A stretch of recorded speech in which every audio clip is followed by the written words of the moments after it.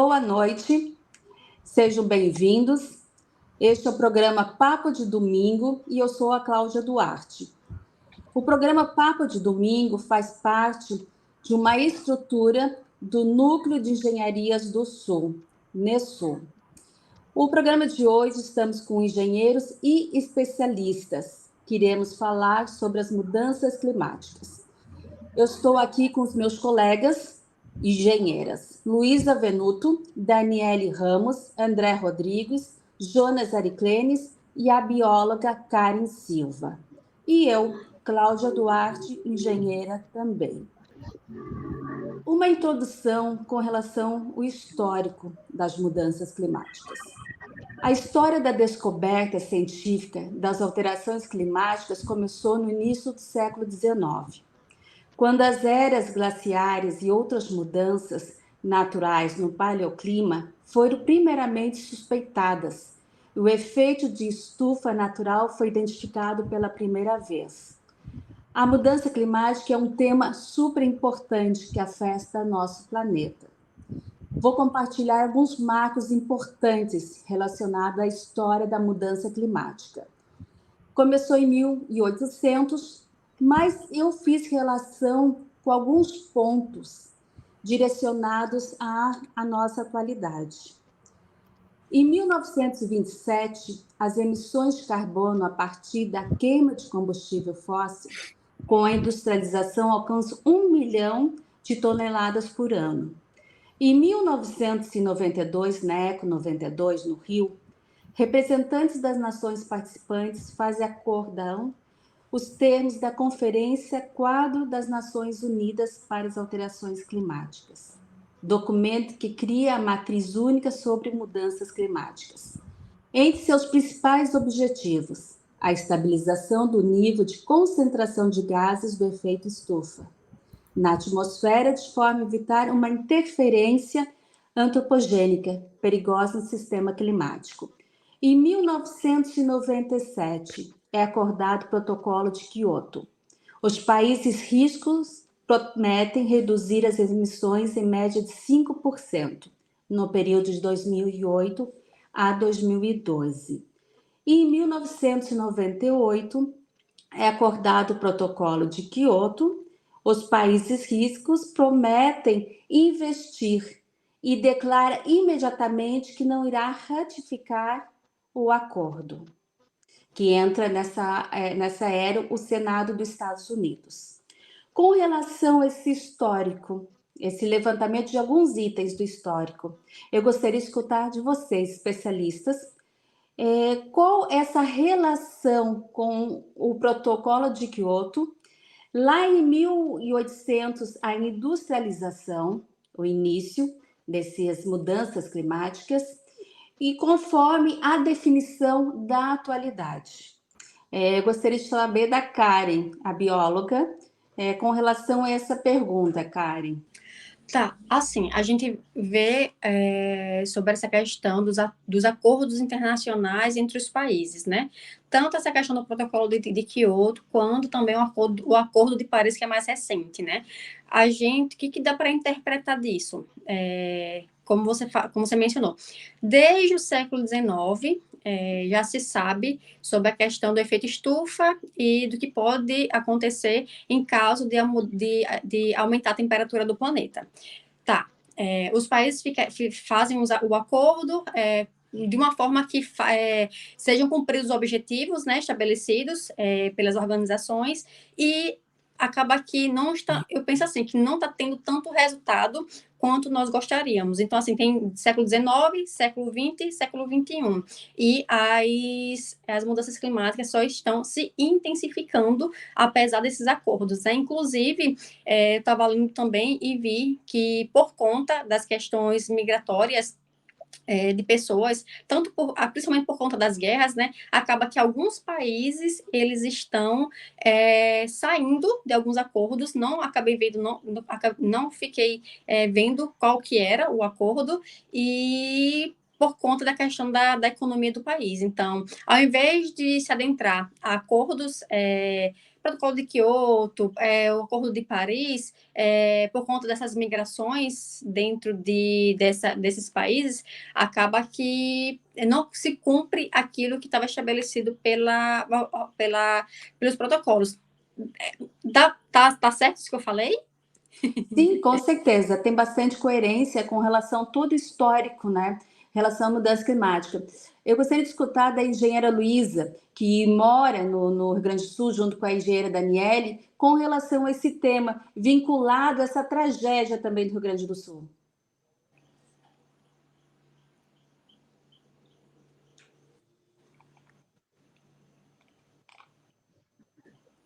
Oi, pessoal, vocês me escutam? Sim, A minha estamos tela ouvindo. bloqueada. Beleza. A minha tela acabou desligando aqui. Sim, a gente acaba vendo ao longo da história que mesmo com os acordos sendo firmados, no balanço geral, considerando os países que aderiram e aos que não tinham obrigações, digamos assim, como eram países emergentes que estavam em processo de desenvolvimento econômico, no balanço geral hoje não se compensa os números, né? Inclusive, se observou ao longo do tratado, digamos assim, que teve negociações entre as partes, né, de compensação de carbono. O que a gente vê aqui no Rio Grande do Sul ainda tem algumas controvérsias sobre as mudanças climáticas serem um indicativo direto do que tem acontecido aqui hoje, né? Se realmente o aumento da temperatura média do planeta está afetando nos incidentes que vem acontecendo por aqui. Mas eu inclusive vi uma reportagem há pouco tempo, foi uma publicação da BBC News, muito interessante, que relacionava vários fatos e discutia sobre o tema, inclusive citando estudos de professores aqui da URGS, e alunos e mestrandos, sim, falando sobre o tema, e eles citam, assim, o quanto a probabilidade de acontecer uma catástrofe hoje, ela aumenta, porque tem fatores agora que são difusos alimentando essa probabilidade. Então, se eu tinha uma chance de acontecer um evento extremo, né, agora eu tenho, devido a um determinado fator, por exemplo, precipitação, agora eu tenho diversos fatores que estão contribuindo para acontecer um evento extremo. Então, é uma combinação de precipitação, com umidade, com aquecimento de outras regiões dentro do mesmo país, o regime de ventos, a temperatura dos oceanos, fenômenos como El Niño, e isso, somado, acaba contribuindo para a gente ter uma recorrência maior desses fenômenos extremos, né? Com certeza, uma recorrência maior, né? Um artigo que eu estava lendo da ONU, Organização das Nações Unidas, eu achei bem interessante, porque ele identifica bem e define muito essa questão das mudanças climáticas, né? Ele fala que são transformações ao longo prazo nos padrões de temperatura e clima. Elas podem ser naturais, influenciadas pela variação do ciclo solar, por exemplo, né? Ou podem ser provocadas por uma desregulação do efeito estufa. Vamos escutar um pouquinho a questão do efeito estufa, que gera um aumento da temperatura do planeta, causando assim as mudanças climáticas. E as mudanças climáticas não significam, isso vem a calhar com o que você acabou de explicar, com apenas o aumento da temperatura, mas alterações em outras áreas, como secas intensas, escassez de água, incêndios severos, aumento do nível do mar, inundações, derretimento do gelo polar, tempestades catastróficas e declínio da biodiversidade. E as mudanças climáticas são resultado do aumento da temperatura do planeta. Existem várias medidas instrumentais, eu estava lendo isso também, que eu achei incrível, que mostra que a temperatura média do planeta já subiu mais de 1 grau Celsius, desde a era pré-industrial, que foi de 1850 a 1900, que nós fizemos um pré-resumo, né, com relação à história. Jonas e Daniele, voltando àquele questionamento, junto aí do Sul, né, que você mora em Porto Alegre. E Jonas, eu gostaria também do teu entendimento, você que mora no exterior, né, está acostumado com relação a outras culturas, outras regiões, como que você vê esta questão das mudanças climáticas no local ou nos países que você viaja? identificando junto com essa relação do protocolo Kyoto, que nós verificamos, temos o de Paris, que atualmente, como foi a Karen comentou. Queria entender um pouquinho da visão de vocês e da experiência. O que existe fora do Brasil hoje? Boa noite a todos. Queria compartilhar um pouco da minha experiência sobre essa parte, já que já venho trabalhando 10 anos na área de energias renováveis, então é um dos pontos, é um dos acordos, um dos tratados que sempre tem essa solicitação. Mas um pensamento meu pessoal é que esses acordos, eles são feitos de forma desigual. A Europa hoje, ela é, sem sombra de dúvidas, o maior poluidor de todo o mundo. Vem os Estados Unidos porque tem uma indústria muito grande, México também. Mas quando a gente parte para sentar nesses acordos e tentar cumprir, a desigualdade de um país de primeiro mundo é muito maior do que um país de terceiro mundo. E não falo nem dos emergentes, principalmente aí países da África e etc., onde se explora muito alguns tipos de trabalho que têm fontes de energias que são poluidoras. Então, nesse primeiro ponto, eu vejo que, a partir do momento que os grandes países aportam dinheiro nesses países emergentes para que possa, consequentemente, cumprir os acordos, mas eles não continuam, eles não fazem a sua parte, que é diminuir a questão produtiva, que é melhorar alguns requisitos de buscar atender a maior necessidade que temos hoje. E no meu ponto de vista, tudo tem que partir pela educação. Não adianta a gente ter uma nova sociedade que vai vir com o futuro, que vai assumir essas consequências dessa mudança climática, Sim. se essas pessoas não estão educadas. Então, eu creio que hoje o ponto não é só questão de investimento, e sim questão de conhecimento dentro desse processo. Porque, pelos países que eu passei, um exemplo, Bolívia, é um país que é o maior produtor de gás da América do Sul, mas o gás que ele produz não é para ele, é para todos os outros demais países. Sim. E ele tem uma crise com o gás. Então, ele tem que usar outras fontes para poder fornecer energia para a população, e essas fontes são poluidoras. Então, você acaba beneficiando outros países e se auto-prejudicando. Aqui em República Dominicana está tendo uma mudança muito radical de que aqui estão querendo mudar toda a energia para que ela seja de fontes renováveis. Mas, enquanto isso, temos diversas indústrias aqui que poluem muito mais. Os autos são muito velhos, temos caminhões aqui de 30 anos, Sim, então sim. é complicado. Então, o que tem que se fazer, no meu ponto de vista, é muito importante o que já está sendo feito, mas é conscientizar a população que vai vir para o futuro, para que eles possam entender que mudanças pode trazer mais significativas. Porque o que se passa? Hoje, cada dia a temperatura máxima aumenta, como a temperatura mínima também aumenta. Cada vez estamos tendo muito mais extremos. Então, eu penso nesse sentido para que se possa ter algo mais igualitário. Não adianta os Estados Unidos ter trilhões de dólares investindo numa mudança de fonte energética, estou saindo do petróleo, vou agora para a parte das energias renováveis, como as grandes empresas estão fazendo essa transição, principalmente para nós, a Petrobras está começando a fazer essa transição, então, mas ela tem que entender essa parte.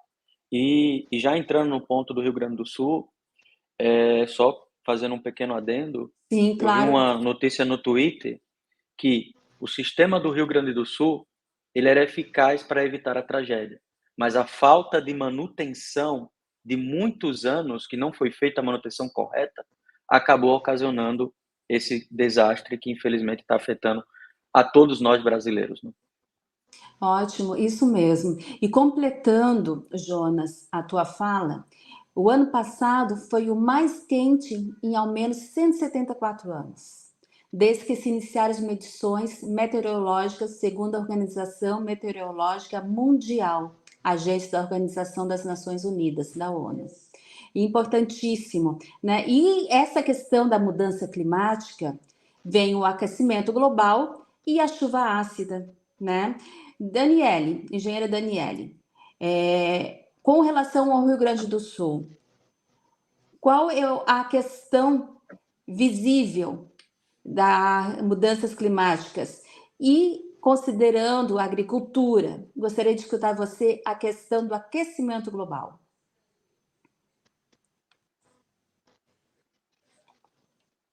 Cláudia, para mim, não sei se vocês estão me escutando, vocês estão me escutando direitinho aí? Sim, um pouco baixo, mas estamos ouvindo. Tá. Para mim, eu fiquei tentando racionalizar várias vezes o que tinha acontecido aqui. Eu concordo com Jonas quando ele fala sobre a questão da necessidade de conscientização. O que eu vejo enquanto técnica é que a gente está avançando no sentido de tecnologia, a gente está avançando no sentido de conhecimento, mas a gente está falhando enquanto sociedade de alguma forma que a gente não está conseguindo enxergar ações minimamente necessárias para evitar essa situação aqui no Rio Grande do Sul. Diretamente eu não fui atingida, mas indiretamente eu fui extremamente atingida. Eu acho que quem mora aqui não tem como dizer que não se sentiu atingido. E aí eu tentei racionalizar enquanto técnica para entender o que tinha acontecido aqui. Eu concordo com as falas da Karen com relação à história, eu concordo também com as tuas falas, Cláudia, com relação à história. Por mais que a gente tenha o conhecimento necessário para mudar, a gente está falhando. Ainda assim a gente está falhando, porque não foi apenas, por exemplo, esse ano, não foi apenas o Rio Grande do Sul que teve problemas com enchentes. Outros locais do Brasil tiveram problemas com enchentes. Só que a gravidade da enchente, o grande volume pluviométrico foi aqui, que foi amplificada por conta do ciclone, que passou na mesma época.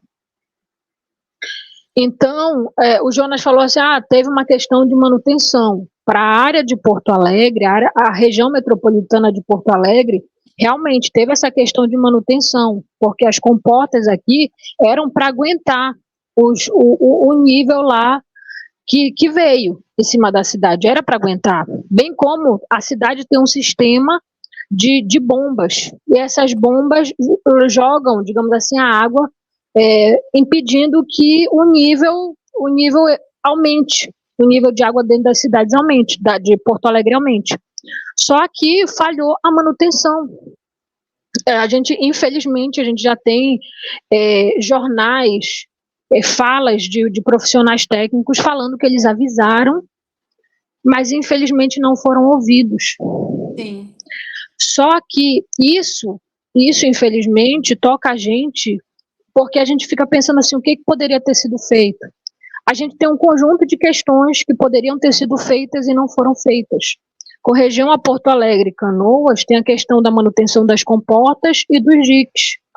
Com relação a outras regiões, tem a questão do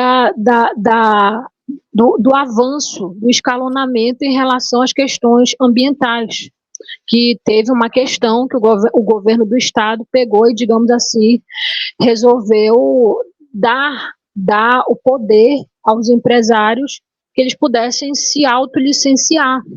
E isso é arriscado, porque quando a gente não tem, por exemplo, na engenharia, quando a gente não tem fiscalização, o que acontece? Acontece o exercício ilegal da profissão, acontece acidentes estruturais. Então, da mesma forma, a nossa sociedade. Se a gente tem a engenharia, se a gente tem a tecnologia, por que a gente não utiliza? Então, e isso me perturbou muito, e me perturba muito enquanto técnica, para entender aonde a gente está errando enquanto técnico. E aí eu volto para, digamos assim, para os contatos com os profissionais que eu tenho. E a gente falha muito enquanto profissional no sentido de não conversar com outros profissionais sobre essas questões. Esse diálogo, por exemplo, que a gente está tendo aqui, gente, é extremamente importante, porque são profissionais com várias experiências, colocando em mesa os seus conhecimentos. E essa conversa, esse diálogo, ele pode ser utilizado para estudantes, para outros profissionais que desejem entender a questão. E eu não falo aqui sobre questão política, eu falo aqui na questão técnica mesmo. Sim. A gente, enquanto técnico, a gente tem que... eu conheço alguns técnicos que eles falam assim, não, isso é questão política. Sim, tem a questão política, tem. Mas se eu tiver um técnico consciente que saiba falar daquele tema e defendê-lo, eu acho que ele vai ser muito mais eficaz no sentido de colocar a conscientização, de propagar a conscientização. Essa conscientização ela é extremamente importante para que a gente possa superar esse momento. E essa conscientização, ela pode ajudar nas medidas que a gente pode empreender no futuro para evitar que novas situações como essa aconteçam. Que é isso que é importante. Sim, isso é importantíssimo. E essa é a ideia, né, Daniele? Essa é a ideia. E os modelos climáticos estão mais sofisticados, que vêm com relação ao que tu estás falando também, né? Para investigar o funcionamento do clima. Confirma que o impacto das emissões de dióxido de carbono pelo homem nas mudanças climáticas em curso, né? E o resumo, outra informação interessantíssima, é que o resumo para formuladores de políticas públicas do painel intergovernamental sobre mudança do clima, o IPCC, na sigla em inglês, né? As atividades humanas, principalmente por meio das emissões de gás com o efeito estufa, tá? Então, nós estamos caminhando agora através das consequências. Nós falamos um pouquinho do histórico, definições, né, nessa introdução que nós fizemos, houve a fala de todos, e agora entramos na consequência, que vem também com relação aos fatores sociais, né, ambientais e econômicos, então, ou seja, as 3 esferas, pois são fatores que estão interligados. Do ponto de vista, gostaria de escutar mais um pouquinho o Jonas e a Karen, com relação a esses 3 fatores e que estão interligados, social, ambiental e econômico. Quais são as consequências do que nós estamos vivendo hoje? Vamos lá. Falando um pouquinho das consequências ambientais, né? Essa questão da retenção do calor dentro do planeta Terra por conta dos gases do efeito estufa proveniente das atividades humanas acelera a questão da temperatura do planeta, que é o caso do aquecimento global, né? Que esse aquecimento global causa a questão das mudanças climáticas. Essa mudança do clima, ela impacta diretamente a questão da fauna e flora mundial, né? As espécies, elas não conseguem, não tem um período reprodutivo. Antigamente, por exemplo, a espécie humana, ela conseguia fazer plantio e fazer a colheita observando a natureza. Sim. Hoje em dia, talvez não consigamos mais fazer isso por conta dessa bagunça no clima, desse desequilíbrio do clima. Entre outras questões também, né? Seca extrema deixa o solo mais exposto, mais seco, sem vida, sem água, consequentemente não poderá ser feito plantio. Chuvas extremas, consequentemente, causam o alagamento desse solo e, enfim, acontece, entre outras coisas, também dificulta a questão do plantio, dificultando o plantio. Tem a questão que os animais não conseguem se alimentar, aí tem a questão do superaquecimento. O aquecimento, o calor extremo pode causar incêndios florestais. Esses incêndios florestais causam a liberação de carbono absorvido pelas árvores para a atmosfera. Em vez de estar diminuindo, intensificando a questão dos gases no efeito na atmosfera, essa esses impactos com relação ao aquecimento global com as mudanças climáticas está intensificando mais ainda a soltura desses gases, que o que a gente quer fazer é o contrário, nós queremos tirar esses gases da atmosfera para fazer essa liberação de calor para o espaço, e isso que não está acontecendo. O que eu estou conseguindo lembrar assim, de cabeça é isso, mas existem outros impactos, né? Por exemplo, a agricultura. A agricultura permite a gente, nas questões do quantitativo de alimentação que é produzida no Brasil e no mundo e tudo mais, né? Tá, os grãos e tudo mais. Sem chuva, não tem agro. Né? Sem agro não temos alimento, consequentemente, tanto impacto econômico, né, para essas empresas que fazem a produção, quanto para nós seres humanos que ficamos sem essa alimentação. Então, assim, o clima em si, essas mudanças climáticas, ela realmente é mundial, não existe só ficar aqui. O impacto que acontece na Amazônia, de desmatamento na Amazônia, pode causar chuva intensa mandada para uma outra região. Aquela chuva não está sendo esperada naquela região, vai causar todo um outro impacto, né? O que eu estou conseguindo lembrar agora é isso. Não, ótimo, é isso mesmo. E a gente vai completar um pouquinho com as propostas para o futuro, onde entra a Amazônia, né, reflorestamento, educação ambiental, que a gente vai falar um pouquinho desse assunto também. Obrigada, Karen. Jonas, engenheiro Jonas, que veio aqui contribuir muito com esse nosso papo de domingo. Assim, o que a Karen pontuou é a pura realidade, não? Mas nós, como sociedade, temos que começar a fazer o dever de casa com coleta seletiva. Se você começa já a fazer essa parte, você começa a educar seus filhos. Eu entro nessa parte de conscientização porque os efeitos hoje já está à vista de todas as pessoas. E as mudanças que a gente pode fazer parte de nós. Não podemos esperar, como a Daniela falou, não é questão política, não é questão de país.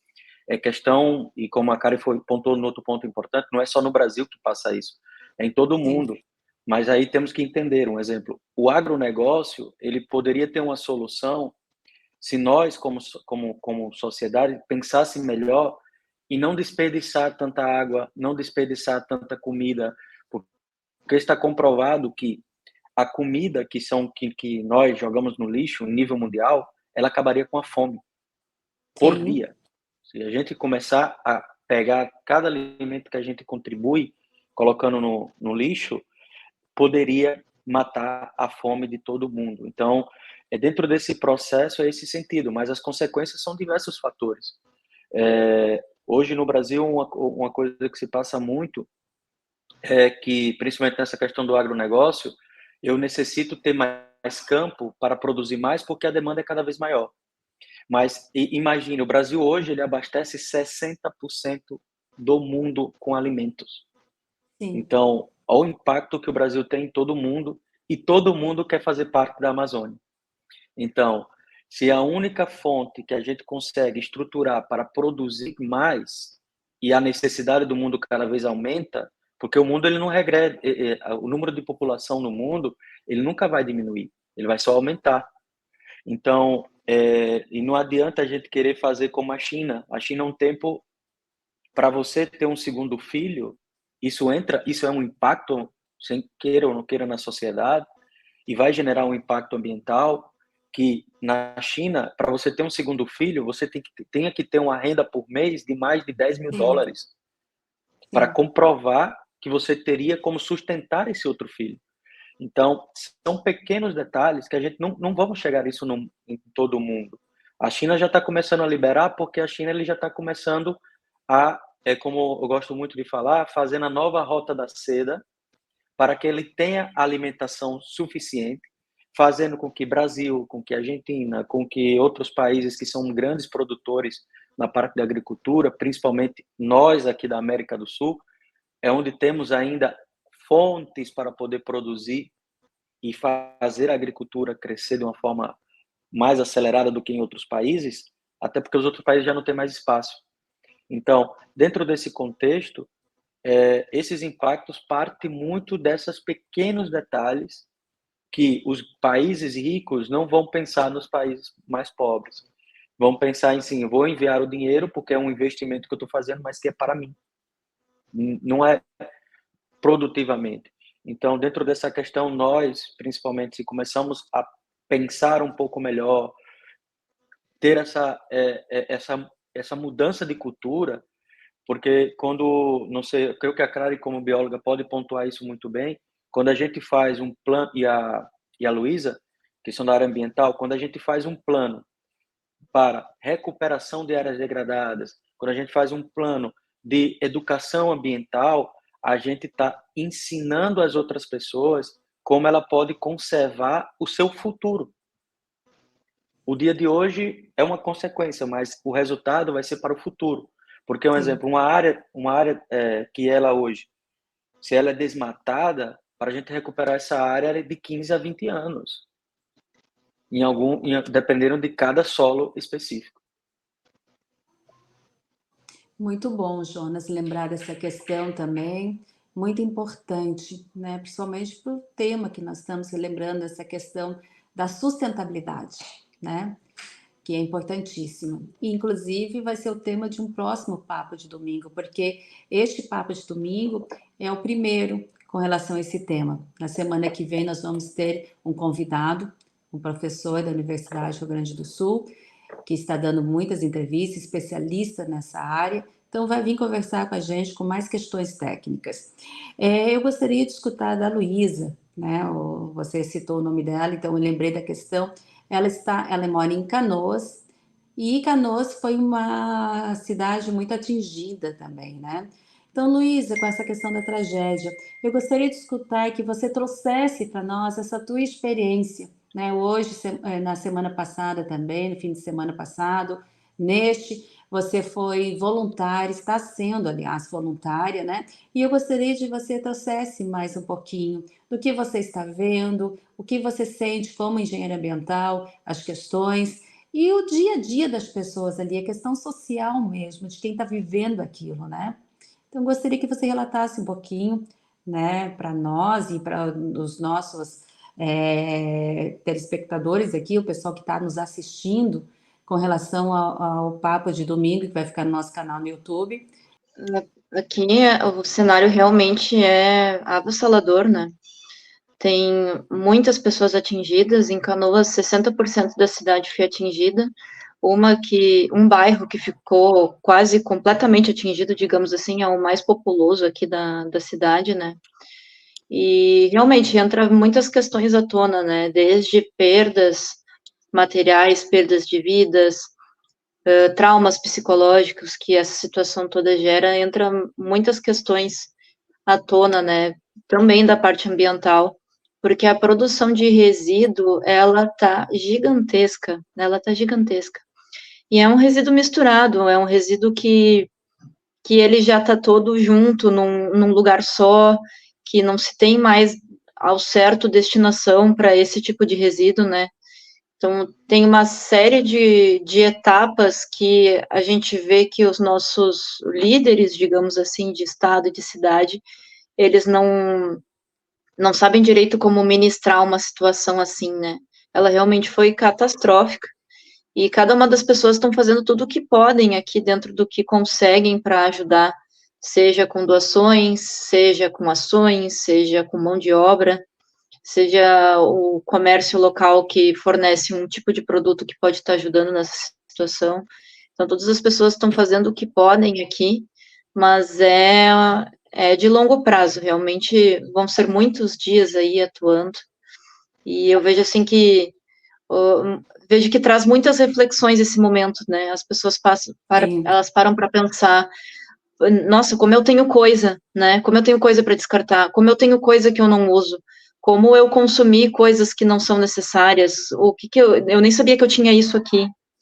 Ou o quanto, quando faltou água muitos dias aqui também em várias regiões, o quanto dá para economizar água, o quanto eu podia ter um sistema de reuso dentro de casa. Então, eu acho que não só deveria ter medidas de contingência e tudo mais, mas eu acho que o fruto da produção que acontece hoje na economia é muito resultado do consumo que a gente tem também, sabe? Está tentando atender a quantidade de consumo hoje, como a nossa o nosso mindset está muito voltado para o descarte, né? A gente primeiro tem que tentar evitar consumir, evitar reduzir, evitar descartar, né? Reduzir o consumo, reutilizar, tratar, dar uma destinação adequada e, por fim, descartar. E eu vejo que essa pirâmide está invertida hoje, né?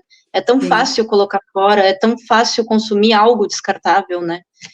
Então, é muitas coisas, muitas reflexões que estão vindo à tona, assim, para várias pessoas, sabe?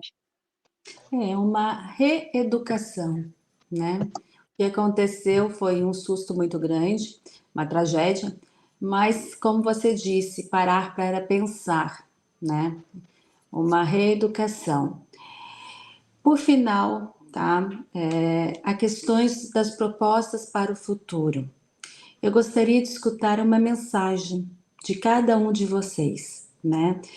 E praticamente as nações do mundo, elas reconhecem publicamente. Isso nós vemos, existe várias, né, questões que nós lemos, artigos, enfim, com relação à emergência da questão climática. Por este motivo, estão sendo feitas reuniões, acordos globais para frear mudanças. Nós citamos aqui há pouco, né, 2 vezes, tanto a Karen como eu, a questão do Protocolo de Quioto, de 1997, que é um dos principais acordos ainda atuais, né? E este documento foi o primeiro grande passo rumo ao comprometimento em reduzir a emissão de gases de estufa. Outro tratado importante também aqui, já citado, foi o Acordo de Paris, uma espécie de continuação do Protocolo de Quioto. E o seu objetivo é frear o aquecimento do planeta até o máximo de 2 graus Celsius, até 2030. A Agenda 2030, né, que entra o movimento ODS, então outros movimentos também no mundo, tá? Então, com relação a esta parte final, eu gostaria de escutar de todos. Mensagem de vocês para um futuro melhor.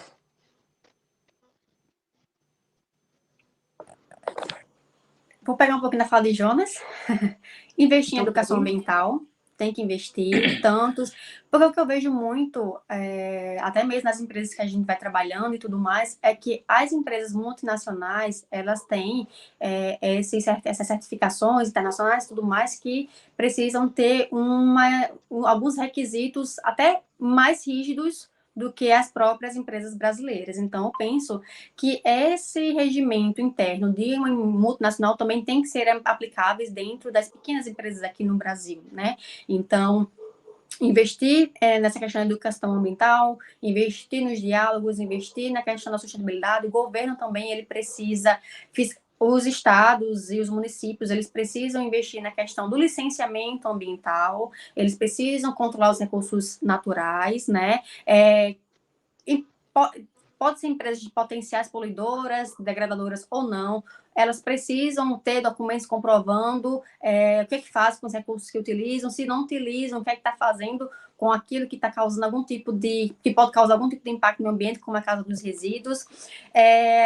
Falam muito da questão do reflorestamento para mitigar a questão das mudanças climáticas. Como o Jonas falou também, reflorestamento a longo prazo, que a gente precisa investir no momento em tecnologias realmente para tentar ao máximo tirar esses gases da atmosfera, para a gente conseguir não aumentar a temperatura mais de 2 graus, porque o IPCC, inclusive, também tem inúmeros cenários, e eles falam também que a temperatura pode chegar até 5,8, 6 graus Celsius nesse século ainda. Então, assim, não estamos preparados para isso.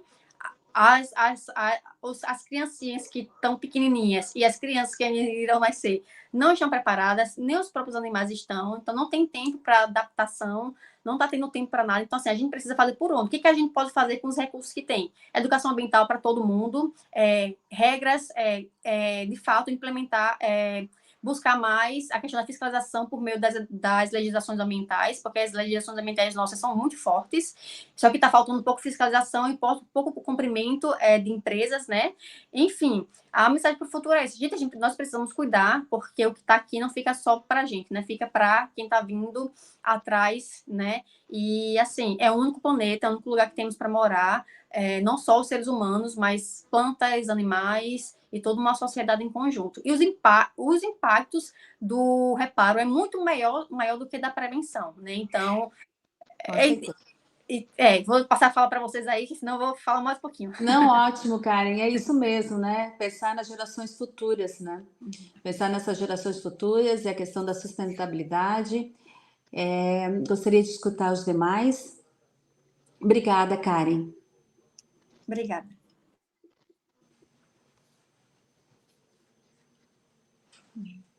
Daniela, Luísa, se querem, pode falar. Eu acho que aberto, tá, pessoal? Vou deixar vocês abertos para se pronunciarem. Eu acho que concordo com a parte de educação ambiental e também fazer um correto levantamento de aspectos e impactos ambientais, não só na hora de construção de um empreendimento, mas a gente pode fazer isso para cada atividade nossa, né? Nós somos capazes de fazer coisas grandiosas, a gente já viu isso ao longo da história da humanidade, né? Então, por que não usar isso para um desenvolvimento sustentável, né? Fazer o desenvolvimento das suas atividades hoje ou da sua existência hoje, evitando o comprometimento desses recursos pelas gerações futuras, né? Se a gente se unir, cada um só fizer a sua parte e mais um pouquinho olhando para o próximo, somos capazes de feitos grandiosos. Ótimo, isso mesmo. Obrigada, Luísa, Jonas, Daniele, André. Vamos lá. Minha mensagem sobre o futuro é que o mundo hoje vive nessa parte de um consumo muito ativo, não? Todo mundo quer ter as melhores marcas, as melhores roupas, melhores telefones e etc, etc. Melhor carro. Só que tudo isso que está saindo hoje são algo que a Luísa falou, são todos descartáveis. Eu vou utilizar hoje e amanhã já necessito poder novamente ter esse consumo muito ativo, não? E o que eu penso é que nós, como pessoas, analisando tudo que pode ser feito, com uma pequena atitude de pensar, será que eu posso utilizar isso mais uma vez? Será que eu posso ter o mínimo de coisas possíveis na minha casa, evitar muitas coisas? Então, eu creio que isso é um ponto que a gente tem que se levantar. E junto com todos os investimentos, já que eu trabalho com essa parte dessas mudanças climáticas, já estou estudando sobre a questão offshore também, das eólicas offshore. Então, pensando nesse câmbio de mecanismo de novas fontes renováveis, porque é onde temos o maior impacto são nessas fontes não renováveis, que gera muito impacto, tentar analisar bem essa questão que será que vale a pena tudo que estamos fazendo e investindo se eu tenho hoje, falando do Brasil, o Brasil hoje já tem uma matriz energética mais de 50% de fontes renováveis. Provavelmente até 2030 chega a mais de 70%. Será que eu estou fazendo isso de forma correta? Será que eu também não tenho que mudar um pouco a minha política de tentar entender a sociedade como um todo? Porque não adianta eu começar a ter fontes de energia limpa e continuar a ter uma produção, uma agricultura, uma pecuária ou qualquer outro segmento, principalmente industrial, de uma forma que ela tem uma energia suja. Então, é esse ponto que eu penso que fica na reflexão. Será que estamos fazendo todas essas tecnologias que estão chegando novas? Será que estamos utilizando elas da forma mais efetiva possível para que a gente possa ter essa mudança no futuro? Então, fica essa pequena análise que eu deixo para que nós, como engenheiros, nós, como profissionais da área ambiental, apesar que não é minha área, mas trabalho muito junto com a parte ambiental, então tentar entender esse contexto. Será que tudo que estamos fazendo, será que é 100% eficaz com o resultado que queremos? Então, por aí a gente vai poder começar a encontrar respostas e melhorar esse processo desse câmbio de metodologia, de tecnologia, para que a gente tenha um mundo mais sustentável. Muito bom, Jonas, muito bom. Muito obrigada. André, Daniele? Apenas reforçando o que já foi dito, né? Eu vejo como de grande importância a educação ambiental, a conscientização. Se cada um fizer a sua parte, isso já traz um resultado, uma diferença imensa. E é isso. Obrigada, André. Bacana, isso mesmo. Daniele? Gente, eu concordo. Eu concordo. Para mim, eu acho que deve começar pela conscientização e, ao mesmo tempo, que os seres humanos eles aprendam a aprender, porque a gente tem que aprender a se relacionar com o meio ambiente para que a gente possa tomar um pouquinho de consciência em relação ao que pode ser feito, não para corrigir, né, porque agora já não dá para corrigir, mas pelo menos para diminuir, ou como já diria o estudioso, para mitigar tudo que está sendo previsto e tudo também que pode estar se desencadeando para o futuro. Ok, ótimo, obrigada. A minha mensagem é, tecnicamente, contribuir, cumprir com a legislação vigente nessa área ambiental, que todos os empreendimentos precisam de profissionais, precisam cumprir a legislação. Humanamente, que sejamos mais humanos e pensamos mais no próximo. Muito obrigada pela participação de vocês, especialistas. Foi extremamente importante esse papo de domingo e realmente, como a Daniele comentou, é um documento, né, para os seguidores, para estudantes, e este é o primeiro. No próximo domingo teremos um convidado que estará participando. Eu agradeço. E este, pessoal, foi mais um papo de domingo, com a participação dos especialistas, engenheiros especialistas do Núcleo de Engenharia do Sul, NESUL. Muito obrigada, até o próximo domingo, uma boa noite. Obrigada, pessoal, boa noite. Obrigado, boa noite a todos, até mais. Obrigado, boa noite.